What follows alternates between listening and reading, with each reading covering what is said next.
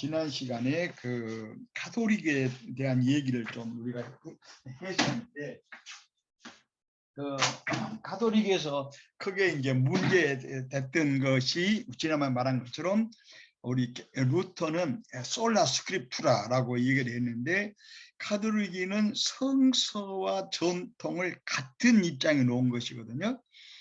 때에 따라서는 이제 가톨릭에서는 성서를 만들고 경전을 만든 것이 교회의 결정이기 때문에 그 결정이 전통에 속해요. 교회 뭐 회의들.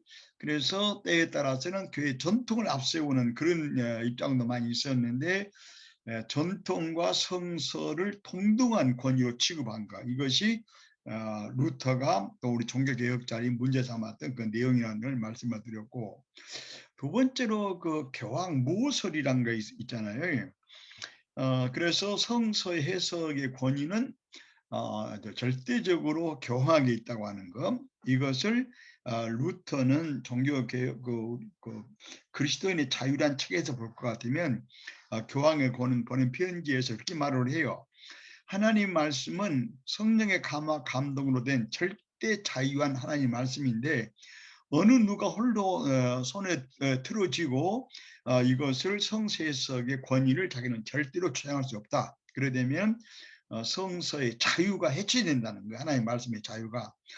그런 면에서 루터는 성서는 모든 사람들에게 주어지는 하나님의 복음과 진리의 말씀이기 때문에 교황이 해석권을 가진 것을 루터는 부인하는 거예요.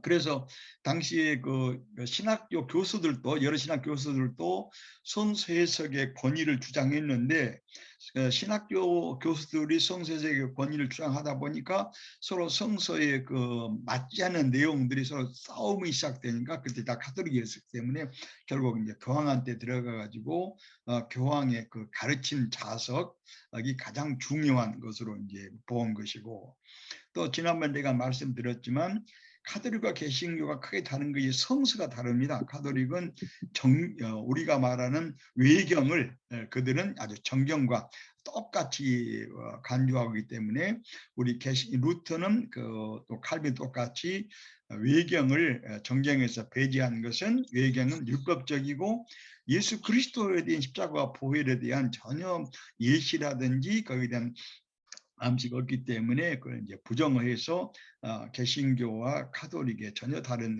문제를 했어요. 그다음에 이제 문제가 하나, 중요한 것이 하나의 그 로마 교황권이 가지고 있는 면제권이에요. 이 면제권을 가지고 있다고 하는 것, 우리 박봉남 교수님께서도 그 책에서 아주 자세히 지적을 했어요.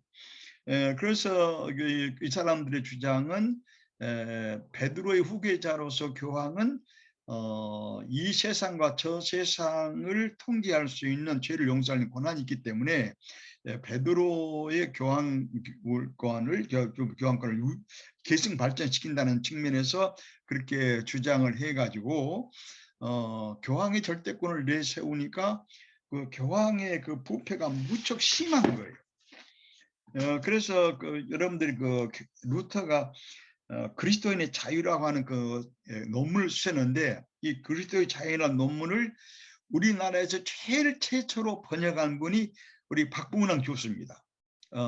그 전에는 아무도 이 중요한 논문을 번역한 분이 없어요.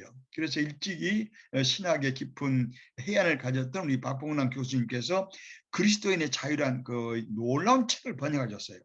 지금은 절판도 안 됐지만, 우리가 학생 시절에는 우리 박봉남 선생님께서 번역하신 그리스도인의 자유란 책을 읽었는데, 우리 박봉남 교수님은 그리스도인에게 보낸 자유라고 하는 그 논문에서 루터가 레오 10세, 교황 10세기 보내는 그 편지는 번역하지 않았어요. 그리고 단지 이제 신학적인 그 논문만 번역하였는데, 그리스도인의 자유 이전에 쓴 루터의 글을 보면 굉장히 충격적이에요. 한번 내가 읽어볼게요. 내가 보았는데요.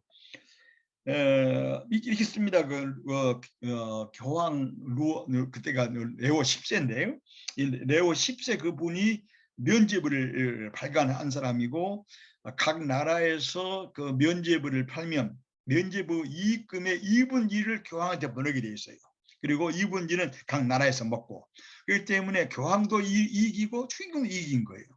그래서 정말 기독교가 타락의 아주 절정을 이루는 이런 문제를 가지고 있었는데, 그 루터가 레오 10세에게 교황에 보낸 글에 보면 이렇게 썼어요. 참 이거 내가 읽어보고 정말 어떤 점에서 우리 한국 대형교회가 지금까지 해왔던 잘못된 부분도 상당히 유사한 점이 있지 않나 생각이 듭니다. 내가 한번 읽어볼게요.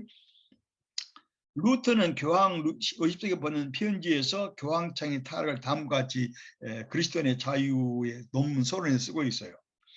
루터 말입니다. 나는 모든 문제에서 오직 진리의 말씀을 위하여 싸웁니다. 루터가 싸운 모든 것은 어디 복음의 진리를 위한 싸운 것이다. 나는 교황직 곧 로마 교황청을 경멸해 왔습니다. 어떤 사람도 교황청이 바벨론이나 소돔보다 더 부패했다고 하는 것을 부정할 수 없을 것입니다. 얼마나 신랄한 표현이에요. 없을 것입니다. 내가 보기에 교황청은 완전히 타락하였고 절망적이고 악명 높은 불경건의 특징을 지니고 있습니다. 이것이 바로 왜 나왔느냐, 아까 말한 것처럼 이게 전부 신학적인 이유인데 전통과 성서를 같이 보기 때문에 교황이 그 초기형들과 교황 결정했던 이 전통은 성서와 같다고 보기 때문에 이 신학적인 그런 잘못된 결정에서 이런 오류가 생기는 것이거든요. 또 교황 무술을 내세우기 때문에 이와 같은 이 신학적 결정이 된 것이 이와 같은 교황청, 교황의 부패 타락을 가져오게 된 것이고, 이런 면에서 교황이 죄를 용서한다는 것, 이런 면죄부가 두 가지가 있었는데, 하나는 십자군에 나간 사람도 면죄부를 줬어요. 그래서 많은 사람들이 십자군에 나가면 말미암아 돈이 없는 사람 면죄부를 사가지고 영혼 구원을 하고 아버지 구원을 죽은 조상 구원하는 이런 아주 부패 타락한 일을 했기 때문에 그리고 성직을 매매했지 않습니까? 추기인은 얼마, 무슨 신분 얼마 다 돈 주고 팔았어요. 그래서 당시 신부들 가운데서 라틴어도 모르고 아무것도 모르는 무지몽매한 신분이 참 많았어요. 루터가 보기에는. 그래서 나중에 이제 루터는 모든 사람들이 성서를 이해하기 위해서는 교육을 받아야겠다고 국민 교육을 주장한 사람이 루터입니다. 이런 면에서 매우 창조적인 사람인데 칼빈은 훨씬 더 날카롭게 이 문제를 제시했습니다. 그래서 칼빈의 기독 강의를 보면 이와 같은 교황은 적그리스도라고 아주 칼빈이 강력하게 기독 강의에서 말씀하고 있는데, 우리 박근남 교수님도 이걸 잘 지적하고 있어요. 이런 면에서 우리 박근남 교수님께서 매우 창조적이고 창의적인 이런 신학 발전을 한국에서 했다고 우리가 볼 수가 있습니다. 그래서 루터가 말하기를 내가 보기에 교황청은 완전히 타락하였고 절망적이고 악명 높은 불경건의 특징을 지니고 있습니다. 나의 신앙이 살아있는 한, 루터가 말하기를 나의 신앙이 살아있는 한 나는 교황직에 저항해왔고 앞으로 저항할 것입니다. 그러니까 이 편지를 받았던 레오 10세가 얼마나 화가 나겠습니까? 그 천하를 호령했던 레오 10세 교황이 또 교황청을 들어서는 모든 추기형들, 더 말하고 있어요. 교황에 대하여 그토록 많은 아첨꾼들이 교황에 대해서 그토록 많은 아첨꾼들이 내게 대해서 분노하지만 나는 그들에게 경고할 의무가 있습니다. 그것은 교황과 교황청의 파멸이 덜 비참하기 위한 것이라고. 교황청에서는 세상을 뒤덮는 홍수처럼 최악의 것들만 흘러나오고 있습니다. 그러니까 그것들이 사람의 몸과 영혼을 또 재산을 황폐화시키고 파괴시킵니다. 이것은 대나처럼 아주 명백합니다. 현대 거룩했던 교황청, 한때 거룩했던 교황청이었으나 지금 교황청은 가장 음탕한 강도들의 구렬이 되어버렸다. 세상에 이렇게 비판할 수 있겠어요? 한때 거룩했던 로마 교황청이었으나 지금 교황청은 가장 음탕한 강도들의 불혈이 되어버렸다. 이건 루터의 경험에 나오는 건데, 음탕한 강도의 불혈이 되는 것은 루터의 경험에 나온 건데요. 루터가 그렇게 의의를 얻기 위해서 힘들어했는데 너무 고생하니까 그 스타포르타라는 그 추기경이 로마를 구경하고 오라 로마에 가보니까 로마의 추기경들 회의에 들어가 봤더니 여성들이 상의를 벗고 나와 유방을 다 드러내고 이걸 보고서 루터는 교황청의 탕탕한 강도들의 구렬이라고 이렇게 표현한 거예요. 그래서 이 말은 루터가 그냥 지어낸 말이 아니고 교황청의 그와 같은 타락을 루터가 지적한 거예요. 그렇기 때문에 교황청은 아주 악하기 때문에 적 그리스도가 나타난다고 해도 교황청의 사관보다 더할 수는 없을 것이다. 교황청은 개혁을 아주 두려워하고 교황의 부패를 일수하지 못합니다. 그래서 로마 교황청은 이미 망해버렸는데 그것은 하나님의 진노가 교황청에 가차없이 내려왔기 때문입니다. 이 넓은 하늘 아래 로마 교황청보다 더 부패하고 더 해로운 것은 아무것도 없다고 하는 것이 아주 명백한 사실이 아닙니까? 수백 년 동안 이렇게 누적된 적폐와 악을 겪어온 우리가 왜 교황청과 교황에 대해서 불평과 비판을 할 수 없단 말이에요. 그래서 한때는 하늘의 문이라고 불렸던 교황청이 이제는 하나님의 진노 때문에 지옥의 열린 입구가 되었습니다. 그래서 나는 교황권을 그토록 명렬히 공격해 왔고 교황의 생기역인 교황청의 감옥을 강력하게 신랄하게 공격했습니다. 교황청에 온갖 해를 끼치는 자들이 교황에게 아첨하는 자들이 교황을 섬기고 있습니다. 그러나 교황을 온갖 방식으로 저주하고 비판하는 사람들은 그리스도에게 영광을 돌리는 사람들입니다. 야, 놀라운 대조 아닙니까? 나는 하나님 말씀 해석이 아무에게도 고정된 법칙을 인정하지 않습니다. 아까 말한 것처럼 교황만이 성서를 해석할 수 있다는 권위에 대해서 루터는 나는 하나님 말씀의 해석에서 아무에게도 고정된 법칙을 인정하지 않습니다. 모든 문제 자유를 가지고 권위를 갖는 하나님의 말씀이 그렇게 되면 교황이 해석권이 있다고 그러면 구속되기 때문입니다. 교황은 하늘을 가지고 사람들의 영혼을 구원할 수 있는 능력을 지닌 그리스도의 대표자가 아닙니다. 이게 참말로 교황청을 뒤흔드는 말 아닙니까? 교황은 예수 그리스도의 대리자인데 대리자가 아니라고 얘기를 해버리니 교황청의 아주 근본을 흔드는 것이죠. 이게 말하면 뭐라 그러면 교황은 모든 종들의 종이어야 하고 다른 모든 사람을 겸손히 섬기는 자리에 있어야 합니다.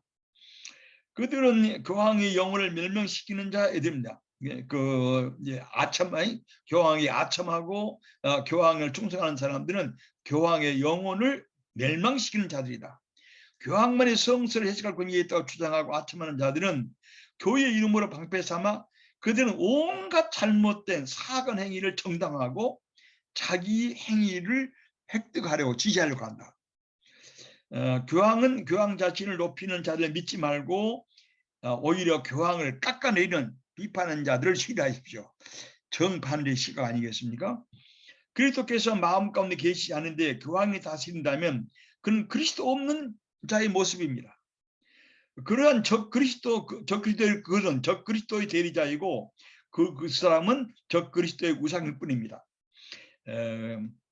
사도들은 자기들 마음 안에 살아계신 그리스도께서 역사하고 있으므로 그들은 그리스도의 종이라고 부르는데 그 얼마나 적절한 표현입니까? 그러면서 끝으로 이렇게 말해요.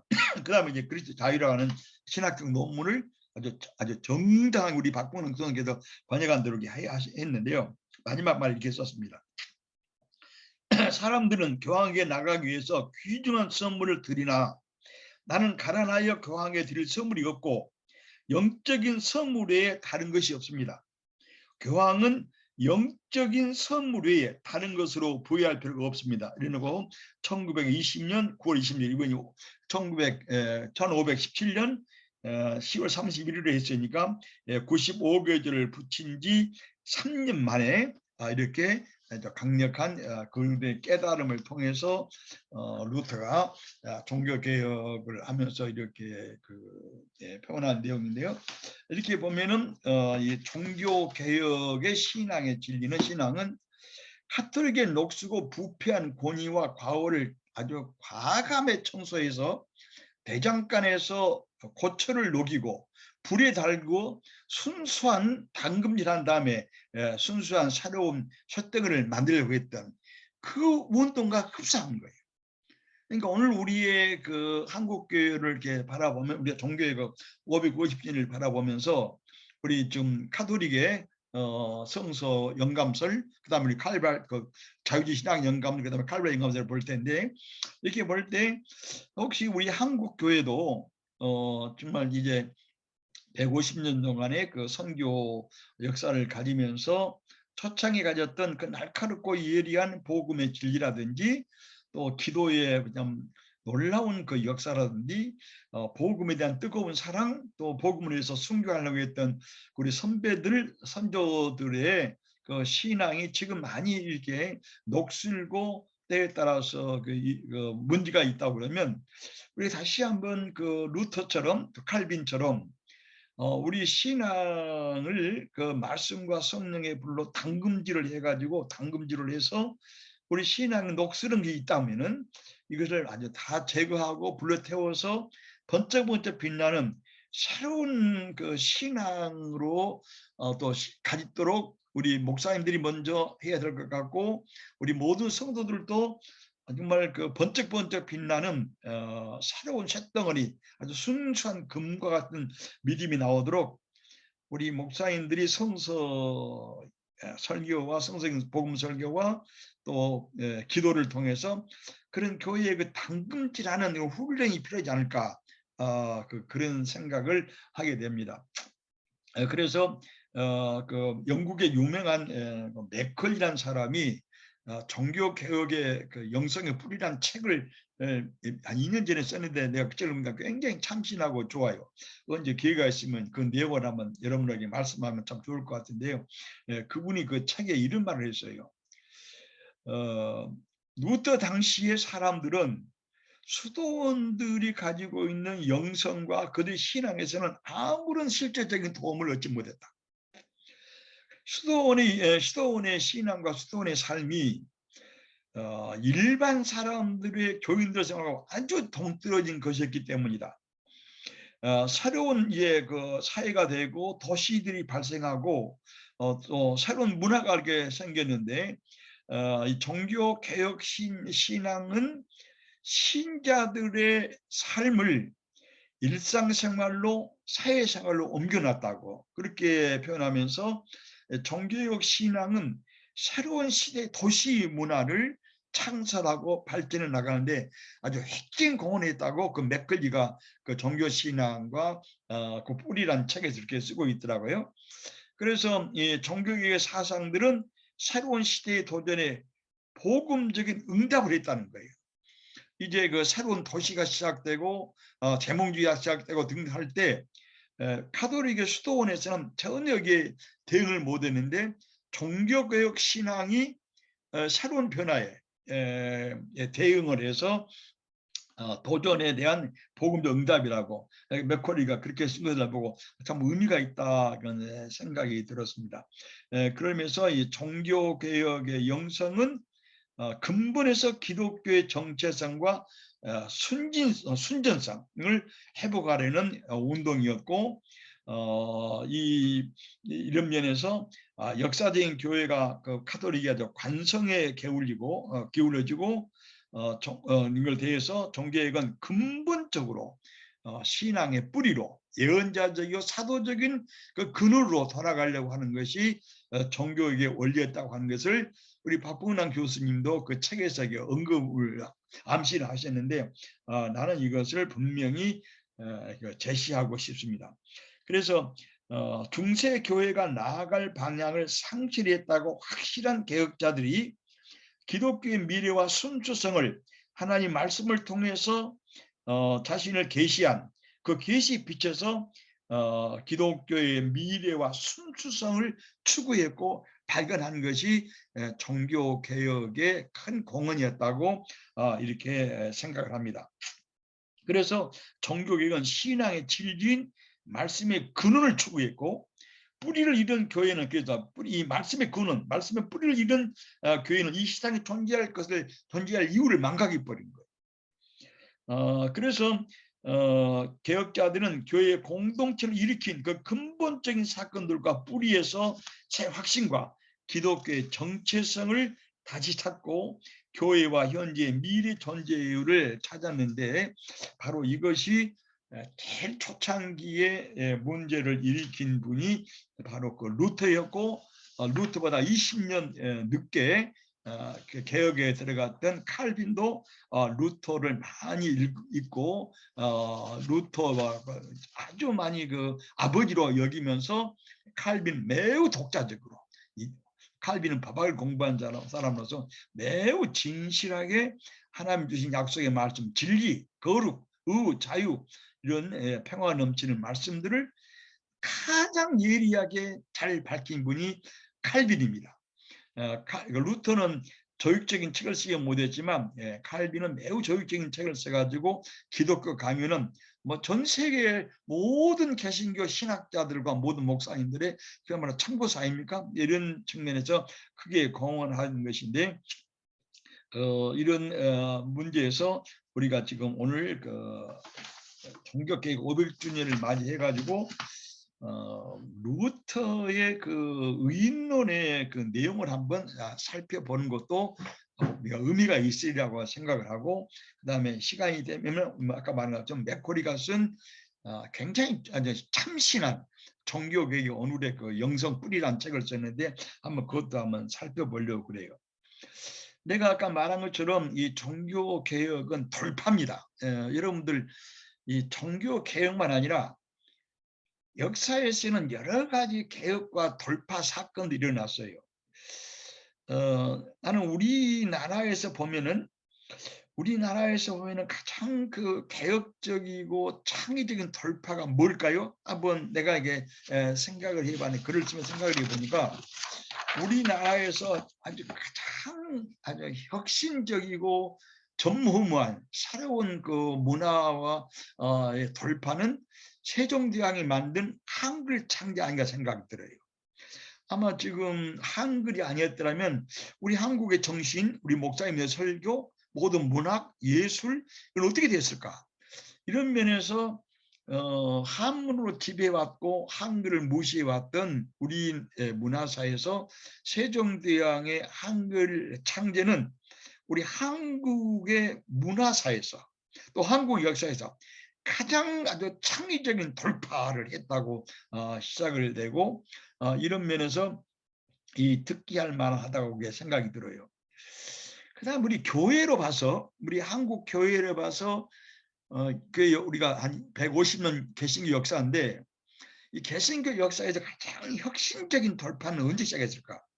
혹시 여러분 알지 모르겠지만 1907년 1월 달에 시작된 장대현 신앙 부흥회가 대신앙 부흥회라는데 이 장대현 대신앙 부흥회는 한국교의 역사를 돌파시키는 그런 사건이었다고 믿어요. 왜냐 그러면 이 1907년 장대현 대형교에서 일어난 대부흥 운동은 그 이후로 우리 100만 신자 운동이 일어나가지고 미국 선교사 3명을 초청해가지고 그때 아주 우리 신자가 한 25만 정도 되는 신자를 80만, 90만으로 늘리는데 획기적인 공헌을 했어요.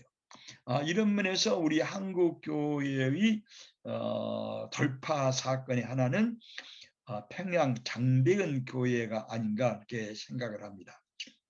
그래서 우리 그 평양 장대현 교회 그 신앙 돌파 대신앙 부흥은 우리가 2007년에 한번 다시 했어요. 우리 2007년에 한국 교회가 평양 장대현 교회 부흥을 어게인 한번 운동을 한 기억이 나는데 이런 면에서 그 어느 역사나 사회에서는 새로운 그 역사의 계기를 만들 때는 늘 돌파가 있어요. 지금 우리 한국교회에서 별로 부흥을 하지 않지만 지금도 그 부흥이라는 교회가 있는데 우리 그 여러분들 잘 모르겠지만 우리 한국의 그 신학자 가운데서 가장 창의적이고 독자적인 신학자가 김재준 박사입니다. 김재준 박사님은 그분이 쓴 글에 가면 20살 전까지는 금융조합에서 일반 서기로 일했어요. 돈을 벌면서 그런데 그분도 그 송창일 박사라고 하는 그 선배님의 권유에 따라서 부흥회 김익도 목사님의 부흥회에 참석을 해가지고 그분의 글에 보면 5살부터 사사상경을 다 공부했던 놀라운 한학자 그 시가던 그분이 김익도 목사님의 부흥회에 참석해 가지고 예수를 믿기로 결단을 해요. 만약 그 김익도 같은 그런 부흥사가 없었더라면 김재준 목사님 같은 그런 창의적이고 참신한 한국 교회를 개신도하고 역사의 그 참에 큰 발자국을 놨던 그런 신학적인 돌파가 한국에 일어나지 않았으리라 생각해요. 그런 면에서 우리 어디서나 그 낡은 부패한 역사를 전면으로 개혁시키고 그리스도의 참신한 참된 교회로 갱신시키려고 하는 이런 개혁의 횃불을 든 사람들은 돌파를 했다. 그 당시에 여러 가지 쌓였던 녹슨 것들을 과감히 성령의 불로 태우고 새로운 창조의 길로 나가는 이 돌파 정신, 이것은 참으로 오늘날도 우리가 본받아야 할 측면이 아닌가 그렇게 생각이 듭니다. 그런데 아까 말씀드린 것처럼 루터가 그렇게 아주 강력하게 천하를 그때 유럽을 쥐고 흔들고 왕권까지 좌지우지해서 지난 말씀드렸지만 그렇게 말하지 않았습니까? 달이 해에서 빛을 받듯이 모든 사회의 군주들은 교황에게 빛을 받아야 된다고 그렇게까지 인로스 3태는 강조한 거예요. 그래서 여러분 아처럼 1300년이니까 인로스 3태한테 프랑스 황제가 3일 동안 무릎을 꿇고 비료 파문을 면했던 것도 이 놀라운 측면이에요. 이런 면에서 루터는 이런 절대 무호의 정권을 교황권을 가지고 부패 타락한 이 개신 가톨릭을 개혁하는 게 절대 쉬운 일이 아니죠. 그런데 루터가 발견한 것은 여러분 다 아는 것처럼 의인론인데 믿음에 의한 의, 우리 쉽게 말하면 이신칭이라는 뜻인데 이걸 말하는 루터는 말하기를 교회가 서기도 하고 넘어지기도 한다고 썼어요. 루터의 이신칭이라는 책을 보면 루터는 그런 말을 해요. 다른 모든 교리가 사라질지라도 이신칭의 교리만 남아있으면 교회는 산다는 거예요. 왜냐하면 이신칭이야말로 믿음에 의해서 의롭게 된다고 하는 이 믿음만 있으면 교회가 서고 교회가 넘어지는 아주 중요한 교리이기 때문에 이 교리가 모든 신자와 신학자들의 심정과 가슴과 피 속에 흘러 들어가면 교회는 살아난다 할 정도로 루터는 이걸 뼈저리게 고민을 했다가 발견했던 진리였기 때문에 그분이 그렇게 표현했다고 생각하는 거예요. 그리고 그는 말하기를 이신칭의 조항은 모든 교리의 선생이고 모든 교리의 영주이고 모든 교리의 인도자며 모든 교리를 판단하는 심판자 역할을 한다 할 정도로 루터는 이신칭의를 깊이 그렇게 높이 평가를 했고 자기 생명을 걸었던 것이죠. 그러니까 이런 우리가 생각할 점은 하나의 진리를 위해서 자기 생명을 걸 수 있다고 하는 것은 그 정도로 그분이 온 정신과 신학과 학문과 자기 인격을 걸고 투신했던 그 결과인데 킬컬이 그 말을 했잖아요. 기독교 신앙은 목숨을 걸만 하다는 거예요. 목숨을 걸지 않는 신앙은 존재하지 않는다는 킬컬 말처럼 아마 루터는 이신칭의상의 목숨을 걸었고 파문을 당했고 그분 자신이 그렇게 이신칭의를 아까 말한 것처럼 모든 교리를 심판하는 잣대며 또 모든 교리의 선생이고 주이고 인도자라고 할 정도로 또 이 교리는 해요 나시요 교회의 빛이라고까지 했어요. 이런 면에서 볼 때 우리는 너무 쉽게 이신칭의를 그냥 쉽게 넘어가는데 내가 여러분 몇 번 얘기를 했지만 또 말씀드리지만 오늘은 조금 이걸 좀 자세하게 좀 말함으로써 505주년의 종교개혁 주의를 지나는 우리들 또 우리 목사님들, 우리 신학자들도 한번 다시 생각할 필요가 있다고 생각이 들고, 우리 박건왕 교수님의 책에도 이신칭의 교리를 다루고 있어요. 이런 면에서 나는 조금 더 자세하게 이 내용을 여러분에게 전하고 있습니다. 여러분, 루터 신학자 가운데 유명한 사람은 알타우스가 있어요. 이 알타우스에 의하면 이신칭의 조항은 예수 그리스도를 죄와 은총, 그 다음에 멸망과 구원의 문제에 관련해서 전개시켜야 할 조항이라고 표현했다는 거죠. 그래서 이신칭의 조항을 옳게 이해하는 것은 그리스도론을 바르게 이해하는 것과 같고, 그리스도 신앙의 진리 내용 전체를 아주 투명하게 바르게 이해하는 것이 이신칭의 교리라고, 이렇게 알타우스라 같은 훌륭한 루터 신학자도 그렇게 표현했습니다. 그래서 루터가 깨닫고 경험하고 주장한 이신칭의 조항을 통하여 종교개혁 신학과 우리 개신교가 출발했어요. 아까 말한 것처럼 칼빈도 루터가 없었더라면 나오지 않았을 거예요. 개신교 탄생의 의의와 이건 대혁명이요 돌파의 사건이에요. 루터 이신칭의는 교회에만 아니라 전국적으로 얼마나 큰 충격과 영향을 행사했는지 그 이신칭의 교리를 쓴 독일 알타우스 책에 보면 이렇게 되어 있어요.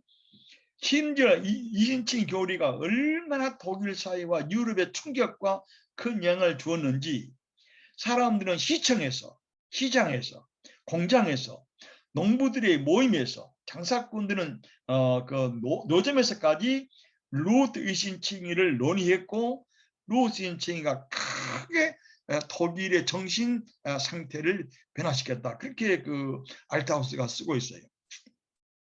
그래서 루터는 1517년에 자기가 깨달았던 이신칭의를 확인하고 비텐베르크 성당의 문에 붙인 95개조를 붙였는데, 이 95개조는 교회만 아니라 유럽의 정치, 종교, 학문, 예술을 변화시키는 새 바람을 일으켰어요.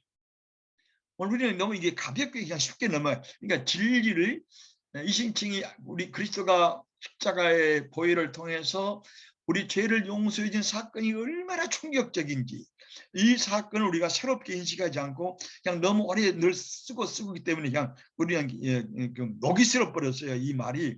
그러나 루터는 이것을 녹이 쓰는 이 말을, 카톨릭은 이것도 알지 못했지만 우리가 다시 한번 번쩍번쩍 잘 성령의 불로 태우고 갈아서 번쩍번쩍 빛나는 황금 같은 이런 그 진리로 다시 한번 깨달을도 좋으리라고 생각을 합니다.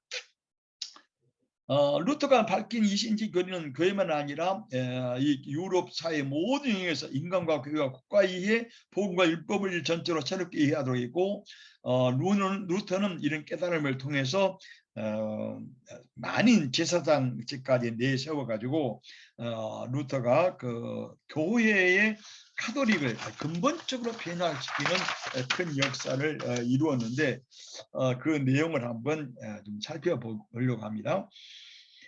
루터는 이신칭의를 어떻게 깨달았을까? 혹시 여러분들, 우리 흔히 목사님들이 이런 말씀하지 않아요? 로마서 1장 10절을 루터가 읽다가 갑자기 깨달았다. 혹은 루터가 로마를 방문해서 마리아 성당의 계단을 무릎으로 올라가다가 갑자기 믿음으로 이 행함으로 얻는 것이지, 이렇게 무릎으로 마리아 성당의 계단을 피 흘리면서 올라간 것이 아니다, 이렇게 깨달았다고 이렇게 자주 이렇게 말하지 않아요? 그런데 이것은 루터가 이신칭의를 깨닫고 알고 경험할까지 얼마나 많은 영적 투쟁을 했는지를 전혀 모르는 신학적이고 교회사적인 무지의 소지예요. 그는 루터는 하나님의 의라는 개념을 얼마나 깊이 씨름했는지, 전혀 이것은 루터의 삶 전체를 걸고 투쟁했던 것이기 때문에 10년 동안을 젊은 루터는 22살에 손에 들어가지고 32살이나 31살, 3살 사이에 12월 31일인지 1월 1일인지 그러니까 33살에 32살과 3살 사이, 그러니까 12월 31일인지 11월 1일인 1월 1일인지 그 어간에 이분이 탑이라고 하는 방에 들어가서 성경을 읽고 깊이 권해가다가 그에게서 성령의 빛으로 깨달아진 것이거든요. 여러분 우리가 아는 것처럼 그렇게 말하지 않습니까? 그 성경에도 너희가 나를 찾고 찾으면 나를 만나리라. 이거 신명께서 그렇게 말씀했어요. 하나님 말씀 이런 너희가 나와야 해서 기도하고 나를 찾고 찾으면 내가 너에게 만나 주리라. 예레미야도 그렇게 말하고 있어요. 나를 찾고 찾는 자에게 만나. 에스겔도 그렇게 말하고 있어요. 그래서 예수님도 구하라 찾으라 만나라 두드리라 했는 것처럼 루터는 정말 그걸 찾고 피나도록 찾고 두드린 사람이었어요. 그래서 루터는 이렇게 말합니다. 나는 강도의 무리와 마귀들과 전쟁을 하고 전장에 누워있기 위해 태어났다.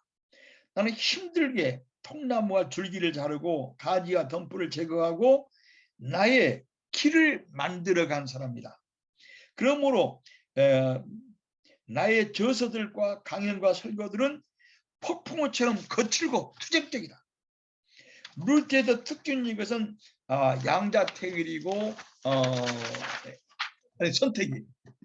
루터에 하면 하나님의 나라와 사탄의 나라 사이는 절대로 중립지대가 없어요. 루터는 신학을 하루아침에 배운 것이 아니고 오랫동안 기도와 성경 명상과 시를 겪고 이루었다고 고백합니다. 그래서 그는 신학자를 맡는 것은 책이나 명상이 아니고 기도요, 시험이요, 시련이란 거예요. 얼마나 그분이 기도를 많이 했는지 정말 그 무릎이 다를 정도로 기도를 많이 했고, 그분이 하나님 앞에 죄인이기 때문에 의를 얻기 위해서 얼마나 많은 자기 몸을 때렸는지, 채찍으로 때렸는지 자기 덩어리에 피가 늘 흘러나오고, 또 이분은 가시밭에서 성육을 위해서 구르기도 할 정도로 많은 시련과 시험을 겪었다 하는 것을 루터는 그 책에다 쓰고 있습니다.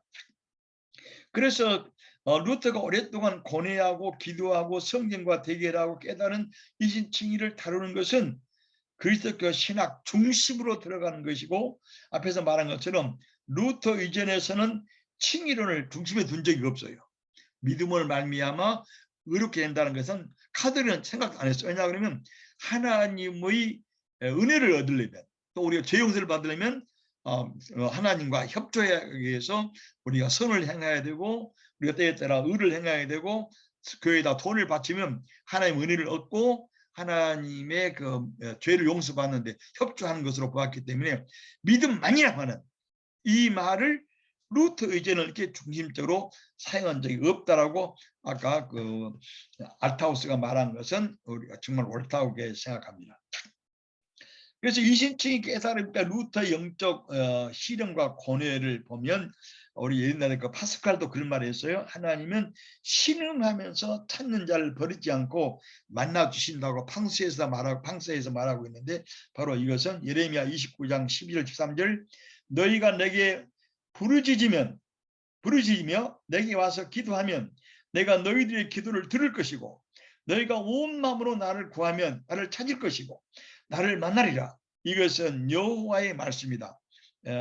예레미야 29장 12절 13절 말씀입니다.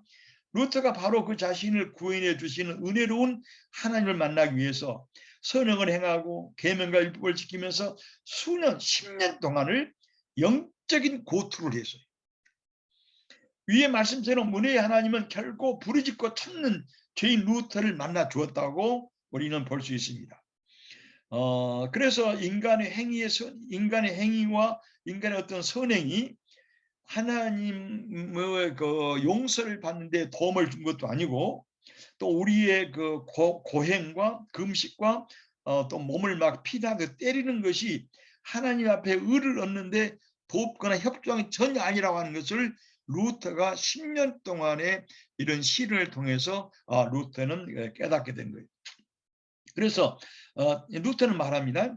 타고난 능력에 의하여 선을 행하고 율법과 계명을 행하면 하나님을 더 사랑할 수 있고, 그를 심판과 죽음과 저주에서 구원할 수 있는 은혜를 하나님을 만날 수 있다고 루터는 믿었어요. 그 오캄이라고 하는 영국의 신학자가 유명한 그 사람도 스콜라지 신학자한테 이렇게 말한 거예요.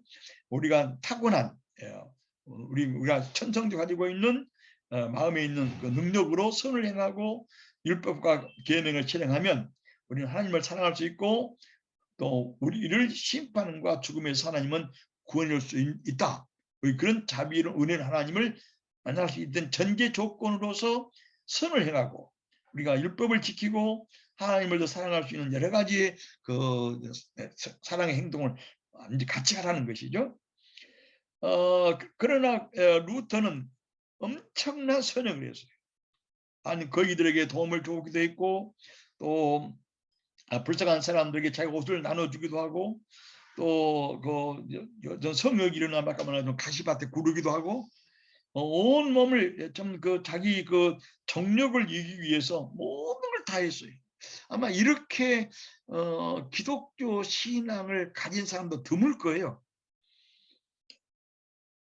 루터는 이러한 신학을 옥함에서 배웠는데 그도 옥함처럼 성경을 묵상하고 기도하고 금욕하고 금식하고 선행을 행할수록 그는 뭘 느꼈냐 그러면 하나님이 루터를 죄인이라고 이렇게 진노를 내리면서 그를 심판하는 하나님을 더 강력히 느끼기 바랍니다.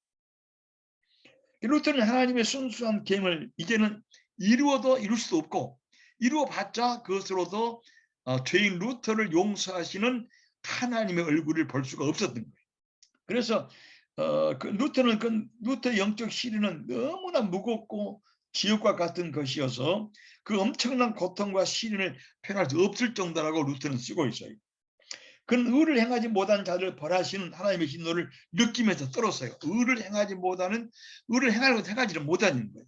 의를 행하지 못하고 죄를 지을 수밖에 없는 죄인에게 의를 행하여 의롭게 된다고 하는 이 하나님을 루터는 절대로 사랑할 수가 없었다고 그렇게 쓰고 있어요. 그래서 루터는 자기 자신의 경험을 면주부 해설한 글에서 이렇게 쓰고 있습니다. 루터의 말입니다. 스스로 경험하지 않는 자는 하지 말이에요. 자기의 노력과 선행과 또 금욕을 통해서 자기 몸을 채찍해서 피를 막 흘리게 만들면서 이렇게 해서 하나님 의를 얻으려고 이렇게 경험을 해보지 않는 자는 내가 당한 그 뼈아픈 고통과 신음을 믿을 수도 이해할 수도 없다. 루터는 아주 이런 형벌에 시달렸어요. 그 형벌의 정점이라는 시간이 30분이나 1시간 10분이 된다고 그러면 내 뼈는 재가 될 뻔했다. 여기서 하나님은 극도로 루터 죄인에게 분노하고 아주 세차게 진노했어요. 루터에게는 탈출구가 없었어요. 루터 말되면 나는 의를 행할 수 없는데도 불구하고 의를 요구하는 하나님 앞에서 진노하시는 앞에서 내 뼈가 타는 듯 녹아났다. 그때 눈물을 흘리면서 내가 당신의 눈에서 버림받았다고 말하고 주여 나는 당신의 것이니 당신의 분노로 나를 벌하지 말라고 말할 수 없었다. 그렇게 말할 수 없었다. 내 내적인 불안을 말할 수 없었다. 그 영적인 시련은 그의 생명의 구원을 얻지 못한다는 버림받음을 경험하게 한 하나님의 분노를 경험하는 데 아주 절정을 이루었다라고 그렇게 루터가 쓰고 있습니다. 이것을 가리켜서 그 아까 말한 그 루터 신학자는 말하기를 안페이퉁 독일 말로 누가 나에게 안페이퉁은 누가 나에게 칼로 쑤시고 온 걸 안페이퉁이라고 해요. 누가 나를 칼로 창으로 쑤시고 덤벼든 걸 안페이퉁이라고 그러는데 바로 루터는 이와 같이 죄인 루터를 의로운 하나님이 아주 의로운 칼로 쑤시고 들어와서 그의 뼈가 타는 듯 녹는 듯 했고 그 영혼이 아주 버림받음, 아픔, 공포, 절망감, 버림당함, 허무감, 자포자기를 루터를 엄습하고 했다. 이렇게 루터가 쓰고 있습니다. 그래서 이렇게 그 영적인 시련 속에서 루터는 성경에서 하나님 우리라는 개념을 견딜 수가 없었어요. 우리는 믿음을 살라는 구절을 루터가 몇 번 읽었어요. 그 전에도. 로마 1장 10절을 읽었어요. 그러나 그 의란 말을 보기만 보면 루터는 벌벌 떨어버렸어요. 그런데 갑자기 있다가 루터가 이 구절을 읽다가 뭐 깨달은 것이 아니에요. 그래서 루터는 믿음은 의인을 타는 로마 1장 10절 읽으면서도 다시 불안과 공포에 휩싸였어요. 그건 의를 행할 수 없는 인간에게 의를 요구하고 의를 행하지 못하는 인간을 심판하는 하나님을 이해할 수 없었고 그 하나님을 사랑할 수도 신뢰할 수도 없었어요. 그는 하늘 보좌에서 죄인을 심판하시는 전능한 그리스도를 사랑할 수 없었고 하나님을 미워했다고 쓰고 있어요. 그래서 신성 모독을 할 정도로 나는 하나님을 미워했다. 그렇지만 내 자신의 구원만큼은 포기할 수 없었기 때문에 다시 하나님께 매달렸다고 이렇게 쓰고 있는 아주 그 모순적이면서도 심히 고통하는 루터의 그 영적인 시련을 우리가 볼 수 있습니다. 그래서 그 루터가 이렇게 잠을 못 자고 고민하니까 루터의 그 주교 신부인 그 고해 신부인 분이 하나 있었는데 슈타우비츠라는 사람이 있었어요. 이 슈타우비츠는 여러분 뭐 옛날 신학에서 공부했겠지만 다 잊어버렸을 때 토마스 아퀴나스의 전공자였는데 그럼에도 불구하고 토마스 아퀴나스와 달리 슈타우비츠는 신비주의적인 신앙을 가진 사람이었어요. 그래서 그의 경험에 비추어서 루터에게 말합니다.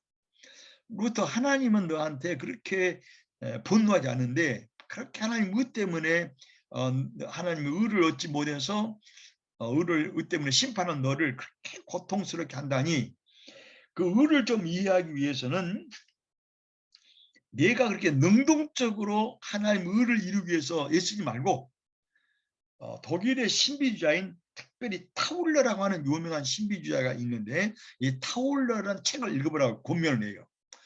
여러분 그 우리 신학사에 독일 신학이라는 학목이 있어요. 독일 신학이라는 말은 뭐 전쟁하는 그런 독일 신학이 말한 것이 아니고 마이스터 에칼트, 타울러, 그 다음에 소이저라고 하는 세 엄청난 신비주의가 있는데 이 세 신비주의자들이 쓴 책이 독일 신학이라고 그렇게 표현합니다. 그 중에서 특별히 그 타울러의 이 책이 루터에게 고민한 루터에게 큰 그 위로를 줬는데 신비주의자 타울러 저서를 읽었어요. 그런데 타울러 저서에 뭐라고 써져 있냐 그러면 하나님의 의는 인간의 모든 업적을 초월한 초자연적인 것이다. 다시 말해요.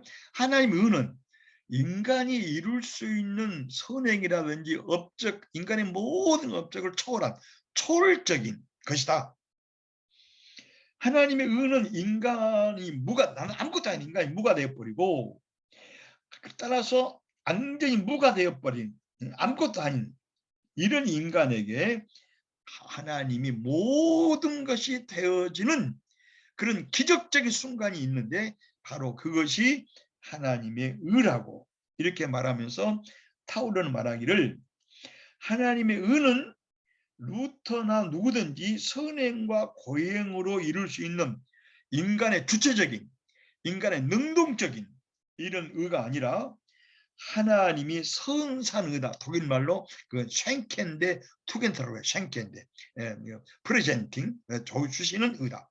하나님의 의는 인간이 노력해서 선행으로 고행으로 이룰 수 있는 능동적인 주체적인 의가 아니고 하나님의 의는 인간의 모든 업적과 인간의 선행을 초월해서 하나님께서 인간을 무로 아무것도 않는 무로 만든 거 그에게 선사하는 것이라고 그렇게 표현을 했어요. 그래서 하나님은 먼저 이 타울러가 말하기를 내가 의를 행하라. 하나님을 사랑하라. 십계명을 준 것은 우리가 능동적으로 하나님을 사랑하고 믿고 선행하는 것이 아니고 먼저 하나님은 주시지 않고서는 인간에게 요구한 적이 없다라고 그렇게 그 타울러가 해석을 해요. 다시 한번 설명하면 우리가 하나님을 사랑할 수 없지 않습니까? 우리 요한일서인 것처럼 하나님이 먼저 우리를 사랑했다고 말한 것처럼 하나님 우리 뭘 요구하라. 너 11조를 바쳐라. 뭐 기도를 해라. 무슨 십계명을 지켜라. 이렇게 할 때 이게 먼저 하나님 요구할 때는 요구한 하나님이 인간에게 그렇게 행할 수 있는 모든 은혜를 주시지 않고서는 인간에게 요구하지 않는다는 거예요. 그래서 그 타오르 말하기를 하나님의 요구를 많이 받으면 받은 사람일수록 하나님으로부터 엄청난 은혜와 복을 받은 사람이라는 거예요. 그러니까 하나님부터 은혜와 복을 먼저 받지 않고서는 하나님이 요구한 것을 행할 수 없다는 거예요. 그래서 타오르는 아까 말한 것처럼 하나님이 선사한 이것은 하나님 먼저 우리가 주신 다음에 내가 의롭고 내가 선행하는 것이지 하나님이 주시지 않고서는 우리에게 요구한 바가 없다는 거예요. 우리가 주일날 안식일을 지켜라. 또 내 부모를 공경하라. 이게 모든 것을 말할 때도 여러분 십계명 전문에 한번 보세요.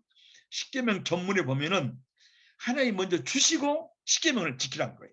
이런 십계명 전문을 보면 나는 너희를 에집트의 종되었던 너희를 해방시킨 구출한 하나님이니 너는 이렇게. 그러니까 하나님께서 십계명을 주신 전문에 보면 먼저 뭐 안식일을 지키라든지 하나님을 사랑하라든지 이웃사랑을 하는 게 아니고 전문이 중요한 거예요. 먼저 내가 너희를 에집트의 노예에서 해방시킨 하나님이니 해방시킨 하나님이 앞서는 거예요. 해방을 받았으니 은혜를 받았으니 은혜를 받은 자로는 이렇게 믿음으로 응답하는 건 십계명이에요. 이것이 유명한 그 독일의 바젤대학 총장이었던 로만 박사가 그 십계명이라는 책에서 쓴 내용이에요. 이런 면에서 타울러의 말이 참 옳다고 이렇게 생각할 수 있습니다. 이래서 그 루터는 타울러 책을 읽으면서 크게 깨닫고 내가 지금까지 10년 동안 피 흘리고 고생했던 것이 아니라 내가 이런 이유가 아니라 나를 완전히 무로 만들어버리고 나를 완전히 죄로 만들고 하나님 주시는 선사한 의가 무엇일까? 그 의를 어떻게 받을까? 이렇게 연구하다가 이분이 시편 22편에 깨닫게 됐어요. 이런 시편 22편에 그리스도가 십자가의 처형을 당하면서 울부짖는 기도 있지 않습니까? 하나님 하나님 왜 나를 버리신다니까? 루터는 이 구절을 읽으면서 깜짝 놀란 거예요. 루터가 깨닫기 전에 시편과 갈라디아서를 7년간을 강의를 했어요. 그러나 강의를 해서도 루터는 그 마음에서부터 그 영혼에서부터 하나님의 의를 얻고 평안을 얻지 못했어요. 신학자로서 강의를 했지만 루터 자신이 거듭나지 못했어요. 이따 쓰겠지만 루터가 자기 자신을 거듭났다고 고백한 것은 의인론을 경험한 뒤에요.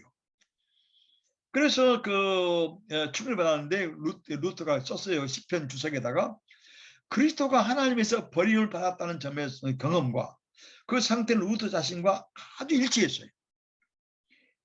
왜냐 그러면 순수하고 강력한 그리스도가 왜 버림당했는가? 그리스도는 루터가 당한 것을 잘 당한 거예요. 자기도 하나님께 버림받는 거 느낀 거예요. 왜 그가 죄인처럼 단죄되어서 십자가의 청을 받고 지옥으로 갔을까? 그리스도는 왜 이런 절망을 끝까지 맛보았을까? 바로 이것이 루터의 경험이에요. 우주의 유일한 재판관이 십자가에서 버림받은 자가 되었다는 사실이 루터로 하여금 큰 충격을 경험하게 만들었어요. 루터는 시편 연구를 통해서 하나님 의에 대한 새로운 이해를 하면서 의인은 믿음으로 살리라고 하는 로마 1장 10절과 바울의 속전을 더 깊이 로마서를 통해 추적을 했어요. 그래서 그는 이렇게 이해를 합니다. 그렇게 최고의 선국의 심판관이 십자가에서 버림받은 자가 된 가장 큰 이유는 이제 그 바울의 그 로마서를 루터가 깊이 연구하면서 한 내용인데 우리가 다 알고 있는 내용 아닙니까? 그것은 모든 죄인들이 하나님의 심판을 받고 단죄받고 처정돼야 할 그 죄인들을 그리스도가 그들의 죄과 죄의 결과를 걸머지고 십자가에 당하고 그 죄의 결과를 처형하려고 그렇게 됐다. 그래서 그리스도가 버림당한 것은 의로운 심판자인 그리스도가 하나님과 원수된 죄인의 상황으로 뛰어들어가서 그 죄로 인한 하나님의 진노와 심판과 죄인의 비극적인 운명과 심판의 결과를 그리스도 자신이 때마다 청산해버리고, 이게 참 놀라운 깨달음을 얻은 거예요. 죄인이 용서받고 하나님과 화해가 되는 새로운 피조물로서 창조하기 위한 것으로 루터가 이게 타울러를 통해서 로마서를 보면서 새롭게 이게 그리스도를 이해하게 된 거죠. 하나님의 진노의 불로 소멸될 죄인 대신에 그리스도가 죄인인 죄를 짊어지고 저주의 십자가에서 달려 죽으시고 피를 흘림으로써 죄인이 받아야 할 진노와 심판과 저주스러운 영원한 죽음이 청산된 것을 이때 루터는 깨닫게 됐어요. 아까 말한 것처럼 그가 7년 동안을 로마서 강의를 했어요. 시편을 강의했어요. 그래도 이렇게 깨닫지 못한 거예요. 그러니까 이 깨달음이라는 거 안 한 것이 참 놀라운 하나님의 역사가 아니고서는 이룰 수 없는. 그래서 바울이 얘기한 그리스도는 우리 죄 때문에 죽으셨다가 우리를 의롭게 하기 위해 부활했다는 로마서 4장 25절을 새롭게 이해하면서 죄인은 아무런 선행을 하나님의 면제, 죄를 용서받기 위해서 아무런 선행을 행하지 않았지만, 아무 대가를 치르지 않았지만 순결하고 의로운 그리스도 자신이 나의 모든 죄와 죄의 결과를 걸머지시고 처리하기 위해서 값비싼 희생의 대가를 지불했다.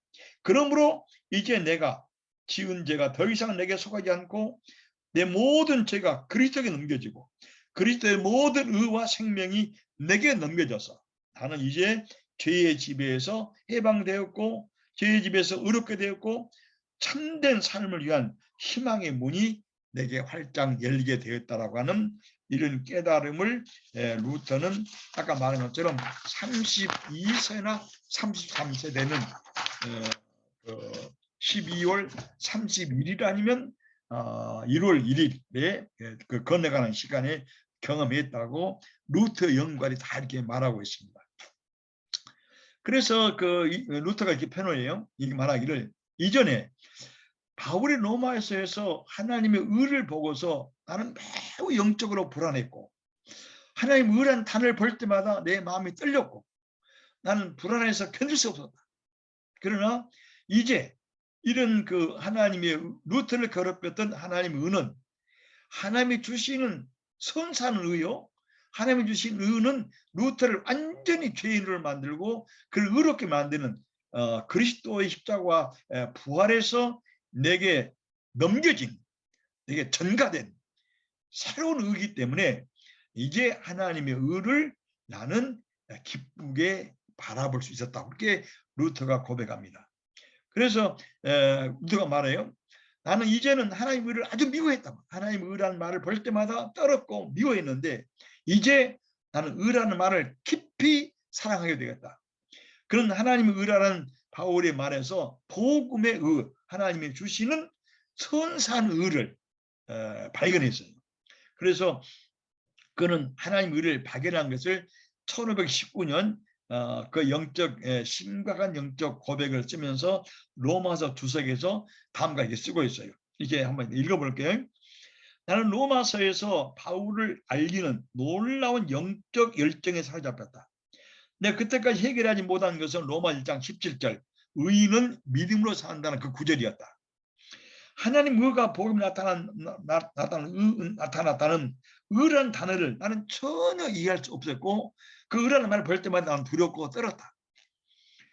나는 모든 박사들을 통해서 형식적인 의, 즉 능동적 의, 내가 선을 행하고 금식을 하고 행하고 내가 돈을 지불함으로 말미암아 하나님의 의를 내가 좀 얻으려고 선행을 하나님의 죄를 얻는데 도우려고 그런 강의를 배웠고 그런 공부를 했다.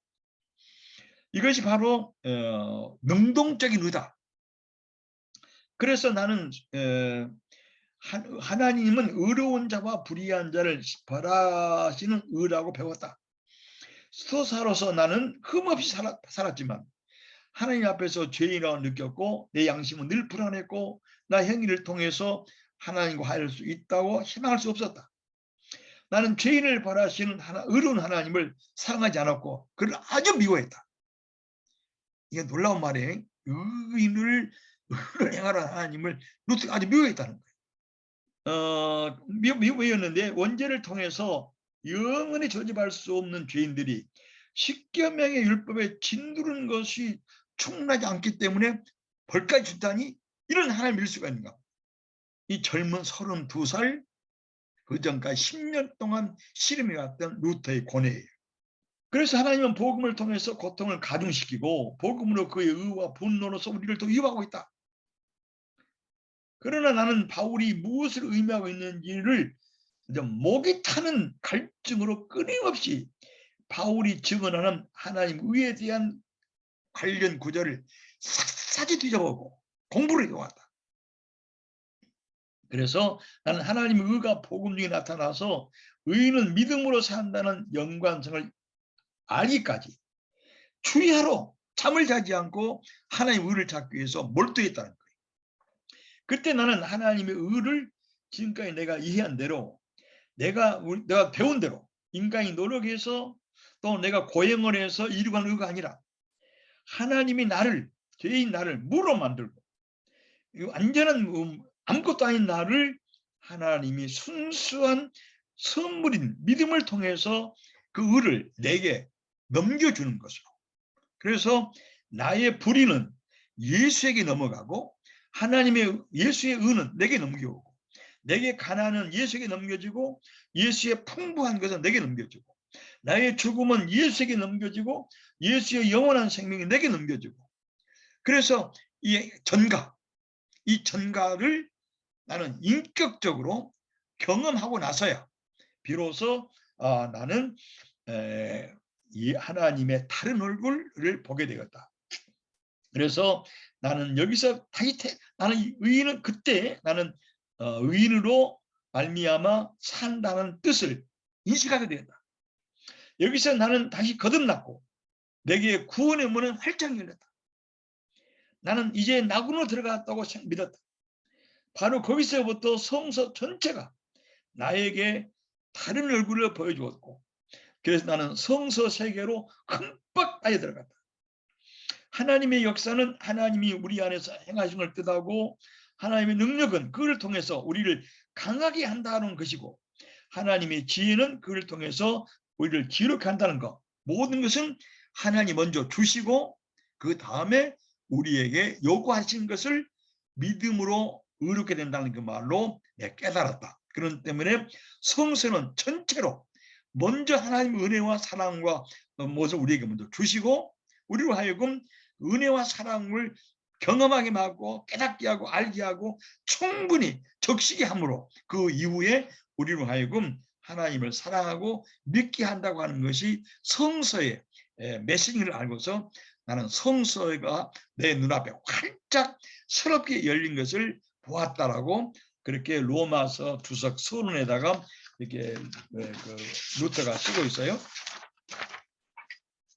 그래서 믿음은 하나님의 생명으로 우리를 다시 태어나게 하시는 하나님의 은혜다. 이 믿음은 우리를 옛 아담을 제거하고 마음, 정신, 감각과 모든 능력에서 우리를 완전히 다른 사람으로 만들고 성령의 역사도 그렇게 함께 역사하신다. 믿음은 얼마나 생생하고 창조적이고 역동적이고 강력한 것인가. 믿음은 하나님의 은총에 대한 살아있고 흔들리지 않은 여지부동한 확신이다. 너무나 확실하기 때문에 믿음을 위하여 내 목숨을 수천 번이라도 내놓을 수 있다. 은총에 대한 이 확신과 믿음은 하나님과 모든 피조물에 대해서 기뻐하고 확신에 차 즐거워할 수 있는 인간을 창조해 내린다고 로마서 주석 서론에다 이렇게 쓰고 있습니다. 1545년 2월 달에 쓰고 있어요. 그래서 위신칭의를 값진 은혜로서 깨닫고 경험한 루터는 신학을 이론적인 공부로 끝나지 않고 물속의 고기가 이리저리 헤엄치듯이 하나님 말씀 성서를 깊이 연구하고 묵상하면서 은혜의 바다 속으로 더 깊이 들어갔어요. 그의 의인 신학은 단숨에 이루어진 것이 아니라 오랫동안 깊은 기도와 묵상과 금욕과 영성 수련과 견딜 수 없는 실존적인 실현과 신앙의 실현을 통해서 형성되었다고 루터는 이렇게 쓰고 있습니다. 루터는 그의 신학의 수련 과정과 그 경험한 신앙의 수련을 기초로 다음과 같이 신학자가 목사가 되려면 다음 세 가지의 과정을 겪으라는 거예요. 첫째는 뭐냐? 루터는 성서 연구라고 말합니다. 루터는 말하기를 루터는 말씀과 믿는 자의 관계를 신비적인 비유로 보는데 그리스도와 함께 빵으로 구워지는, 그러니까 말씀을 연구하고 말씀을 깊이 상고하는 것은 그리스도와 함께 그리스도를 위해서 빵으로, 그리스도가 원하는 빵으로 내 몸이 이렇게 구워져 간다. 인간의 마음이 하나님 말씀과 하나가 되는 것으로 성서 연구가 될 때까지 이렇게 하라는 거예요. 그래서 하나님의 말씀이 우리의 핏줄과 우리 심장과 우리 영혼과 우리 이성 전체를 점령할 때, 그때 비로소 우리는 신학자가 될 수 있고 목사가 될 수 있다라고 이렇게 루터는 자기 경험을 통해서 이렇게 표현합니다. 루터는 말합니다. 절대로 신학책을 읽는다고 해서 신학자가 될 수 없다는 거예요. 그것은 될 수 없다고 말한 것처럼 성경을 깊이 파고 들어가서 인간의 마음 속에 하나님 말씀, 인간의 마음이 하나님 말씀 하나가 되고 하나님 말씀 묵상을 통해서 하나님 말씀이 우리 피 속에, 우리 심장에, 영혼 속에 아주 갈피갈피 파고 들어갈 때, 그때 비로소 우리는 목사가 될 수 있고 신학자가 될 수 있다. 내가 그 지난 도서관에서 그 책을 미국 신학자 같은 칼리페이 되는 성서 신학이라는 책을 보았는데 대다수의 신학자들과 목사들이 성경을 많이 읽기 때문에 성경을 이렇게 루터처럼 깊이 파고들지 않는다는 거예요. 성서의 단어, 성서의 문장, 성서의 장들을 이게 루터처럼 깊이 파고들면 무궁무진한 끝이 없는 보화가 나올 텐데 많은 목사들과 신학자들은 성경을 많이 읽었기 때문에 그냥 넘어가 버리지, 루터가 박여낸 것처럼 무궁무궁한 그 진리를 오늘날 목사과 신학자들은 발견하지 못한다고 하는 글을 내가 그 책을 보았는데, 이것이 오늘 우리가 종교개혁 시대에 다시 한번 개혁을 맞이하면서 500우주를 맞이하면서 다시 한번 생각할 측면입니다. 그러면 누가 말합니다. 그 탁상공원에서 말하는데요. 성서 개혁신학은 성서를 주의 있게 읽고 성서를 인식하고 체험하는 것이라는 거예요. 그런 탁상담에서 말하기를 하나님의 말씀을 실제로 체험하는 자가 신학자가 된다. 하나님 말씀을 실제로 체험하지 않고서는 신학자와 목사가 될 수 없다는 거예요. 그래서 그의 신학은 성서를 주의 있고 있는 것과 자신의 체험을 명료하게 인식하는 사이에서 움직이기 때문에 하나님의 말씀을 신뢰하고 붙들고 지키는 것이 신앙인데, 이걸 위해서는 모든 모든 사람들이 성서를 스스로 읽고 해석할 수 있도록 교육을 받아야 한다고 이렇게 루터는 강조합니다. 루터는 말해 성서에 모호한 구절이 많이 있으니 중요한 진술에서 명백하고 분명한 것을 확인해야 되는데, 아주 중요하고 분명한 명백은 모든 성서 해석을 그리스도 중심적으로 해석하는 거예요. 개별적인 문제를 볼 때 긴장이 있는데, 성서가 스스로 해석한다는 것은 성서 중심인 그리스도 중심의 해석을 말합니다. 그리스도 중심의 해석이 성서는 스스로 해석한다. 그 뜻이라는 게 루터 말한 것은. 그래서 루터는 모든 성서는 그리스도를 중심으로 해석해야 된다는 거예요. 성서의 모든 메시지와 진술들은 예수 그리스도와 연결시키고 그리스도로부터 이해할 줄 아는 사람을 통해서 성서는 바르게 파악된다. 우리가 지난번에 한번 이 얘기를 했습니다. 성서 영감들을 말합니다. 칼발트 말을 하면서 우리 박본영 선생님께서 이걸 많이 강조하셨어요. 그다음에 두 번째로 신학자와 목사를 맡는 기도입니다. 잘 아는 기도, 잘 알잖아요. 성서와 기도는 성서 읽기는 기도로 시작하라. 루터 말하기요. 루터가 이렇게 말해요. 골방에 들어가서 무릎을 꿇고 참된 겸손과 진지함을 가지시고 하나님께서 아들을 보내주시고 아들을 비춰주시는 성령을 보내주시길 간구하고 그리고 성서를 읽어야 된다는 것이죠. 그에 의하면 성서의 인식은 감각과 이성의 능력으로부터 주어진 것이 아니고 성령의 도움을 받아야 하기 때문에 성령을 도움을 받기 위해서는 모든 신학은 기도로서 시작해야 된다는 거예요. 우리 목사님들의 그 설교 준비도 그렇지 않겠습니까? 그래서 모든 신학 서술은 칼바르트 말하기를 기도의 외적 평이라고 말했어요. 우리 모든 목사님들의 설교의 한 줄 한 줄도 기도의 외적 표현 아니겠습니까? 이미 루터가 경험했고 칼바르트가 또 이 말했어요. 기도 속에서 성서는 자신을 연다는 것이죠. 기도에서 복음의 진리의 인식과 진리를 실전적으로 체험하게 되는 것이죠. 그래서 칼바르트 말하기를 기도 없는 신학은 무력하고 기도 없는 신학은 무력이에요. 동시에 신학 공부 없이 기도만 하면은 외길로 잘못된 길을 빠진다. 그래서 기도와 학문은 같이 해야 된다 말했는데 이거 비슷한 말이에요. 우리는 성서의 진리를 경험한 결과를 기도에서 확인할 수 있다. 루터 말입니다. 세 번째로 영적 실현입니다. 아까 말한 안페이트를 말했는데 루터는 십자가의 신학을 강조를 많이 했어요. 이따 다음에 우리가 십자가 신학 한번 해보려고 하는데 루터 십자가 신학. 루터는 십자가는 신학의 중심이라고 말했어요. 십자가는 안페이통 실현이에요. 바깥에서 내가 얘기 못할 정도로 내게 가난과 절망과 병과 공격과 시련과 말할 수 없는 영혼의 어둠이 찾아오고 있어요. 우리 목사님들 20년, 30년, 10년 목회할 때 얼마나 많은 시련과 고통과 아픔과 눈물과 끊임없는 비바람이 불어쳐요. 이 루터 이것을 안페이중. 누가 바깥에서 내게 칼과 총으로 또 칼로 쑤시고 들어온 거예요. 또 내적인 것도 있죠.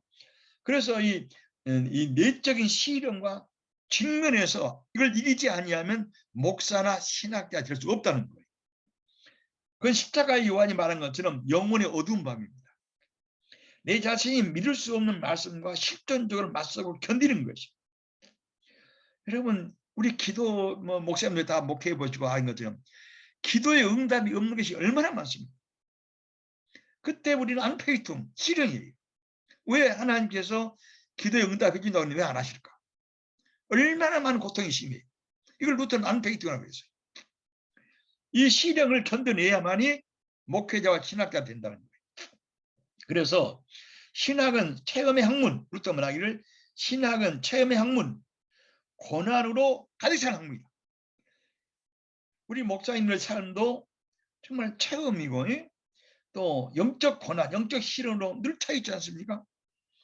여기서 우리는 믿을 수 없는 말씀의 진리 안으로 아주 깊이 들어가고 진리의 보험소로 끌려 들어가야만이 안페이통 시련을 이길 수 있다는 거예요. 하나님의 말씀의 능력이 우리로 하여금 견디게 하고 더 깊이 들어가게 하고 유한을 주기 때문이에요. 그래서 이러한 시련을 통해서 우리는 하나님의 말씀을 구하고 하나님의 말씀으로 살게 되고 우리를 진정한 목자와 신학자로 만드는 것은 영혼의 어두운 밤, 캄캄한 시련을 통할 때 바로 신학자와 목사로 거듭나게 된다라고 루터는 쓰고 있습니다. 그러므로 이 교회와 신학 안에서 겪는 저항도 우리 교회에서 얼마나 많은 저항이 있습니까? 뭐 모든 교인들이 다 목사들을 지지고 뭐 찬양을 아니지 않잖아요. 그래서 목사들의 눈물과 땀과 금식도 많이 있는데 이런 교회와 신앙 안에서도 겪는 이런 저항과 시련도 여기에 속한다는 것이죠. 교황주의자는 마귀가 활기를 치듯이 나를 내려치고 나를 억압하고 나를 파문했어요. 여러분 파문이 얼마나 무서운지 알아요? 파문하면 네 발쪽 앞에서 말해도 안 되는 거예요. 파문당하면 그분에게 빵을 주거나 그분에게 속설을 제거하면 그는 파문당해버려요. 무슨 파문이에요. 그래서 루터는 말합니다. 이 교황주의자들은 마귀가 활기를 치듯이 나를 내려치고 억압하고 두렵게 하고 나를 파문했다.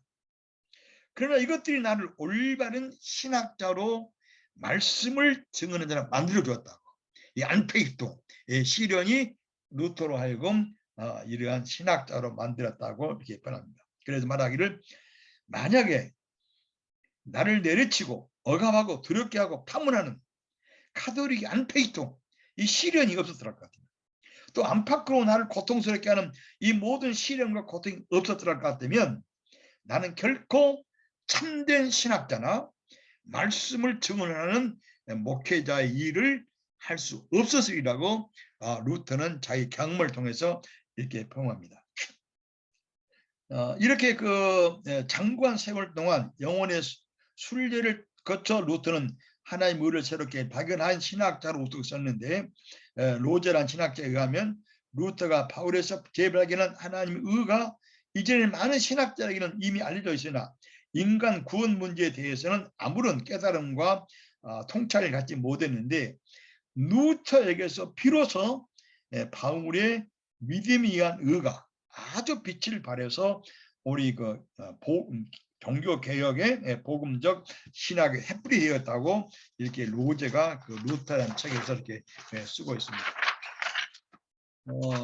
이제 제 말을 이제 오늘 강의를 끝내려고 하는데요. 우리가 505주년 루터의 종교 개혁을 맞이하면서 참으로 우리 목사님들이 당하고 있는 안페이동, 이 실은 무엇일까? 지금 코로나로 인한 교세의 타락, 교세의 쇠락인가? 또 교회에서 여러모로 흔들고 있는 어떤 세력들인가? 그렇지 않으면 사회에서 나를 인정하지 않기 때문에 내가 내적으로 열등감을 느끼는 것인가? 혹은 내가 당한 경제적인 문제인가? 혹은 내 아들, 딸의 혹은 내 병 문제인가? 여러 가지의 이런 안페이통이 있는데, 이런 시련이 있는데, 이런 시련을 어떻게 이길 수가 있을까? 이것이 영혼의 어두운 밤이에요. 다음 시간에 루터의 십자가의 신학을 좀 말하면서 영혼의 어두운 밤을 이기는, 인간의 다 고뇌와 회의가 있습니다. 회의. 왜 목사로 회의가 없겠습니까? 이런 회의를 어떻게 극복하는가? 이 루터와 칼빈은 이 문제를 다음 시간에 다시 한번 이 개혁자들의 삶을 시작하면서 다시 한번 말을 하고, 우리 목사님들에게 또 신학자들에게 닥치는 회의, 이 아픔, 이 고통 문제를 칼빈과 루터는 어떻게 극복하나 우리에게 가르쳤는가?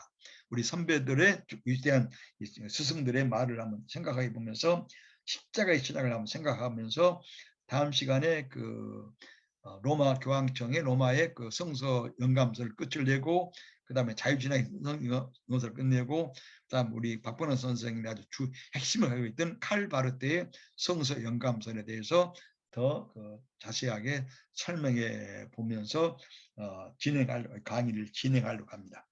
여러분, 나는 이렇게 생각합니다. 한국 교회가 이렇게 큰 문제가 있는 거, 대형교회 문제는 많지만 큰 문제는 우리 한국 교회의 순교자의 정신이 사라졌다고 생각해요. 정말 이 순교자의 정신이, 순교자의 피는 교회의 씨앗이라고 그랬는데, 우리 카톨릭은 한 200년 전에 들어오셔가지고 많은 사람들이 피를 흘려서 순교했어요. 수백 명이 죽었어요.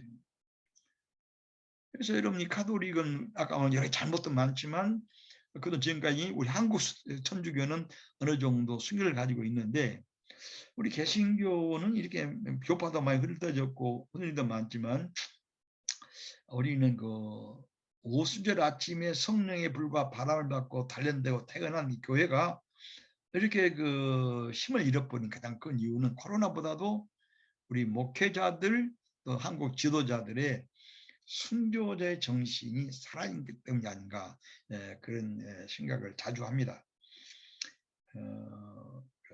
살아있는 범이 가는 곳에 바람이 일듯이 정말 순교자의 정신으로 목회자들이 가는 곳에 성령의 바람이 일이라고 생각을 해요. 이게 개혁자들의 신앙의 모습인데, 우리들이 한번 종교 개혁 505주년을 맞이해 가지고 생각해 볼 문제가 아닌가, 이렇게 내가 좀 스스로 생각을 해봤습니다. 복음의 진리를 정언하기 위해서 사도들이 피와 땀과 눈물을 흘렸는데 우리 교회가 왜 이렇게 됐을까 하는 것을 우리 목장님들도 한번 생각해 보시고 종교개혁의 새 의미를 이렇게 생각해 보면 좋겠습니다. 오늘 내 강의를 마치겠습니다.